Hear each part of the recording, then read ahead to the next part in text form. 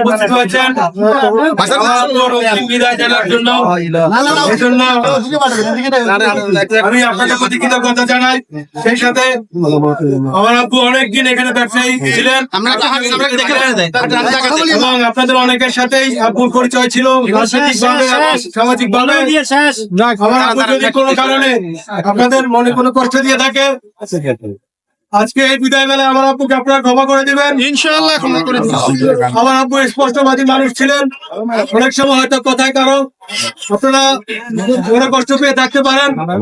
আজকের এই বিদায় বেলায় আমি আপনাদের কাছে রিকোয়েস্ট করি, চাইলে আমার আব্বুকে আপনারা সবাই ক্ষমা করে দিবেন। আর আপনাদের সাথে যদি কারো লেনদেন থাকে আমার সাথে যোগাযোগ করবেন। আমি বাড়িতে আছি, ইনশাআল্লাহ আমি আপনাদের লেনদেন ক্লিয়ার করে দেব। এই শেষ বিদায়ে আমার একটাই প্রার্থনা, আপনারা আমার দোয়া করবেন যাতে আল্লাহ তাআলা আমাকে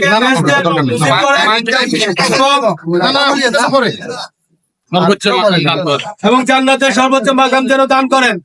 আমিন আমিন। আপনারা সবাই আমার আব্বাকে ক্ষমা করে দিন। ক্ষমা করছেন আপনারা?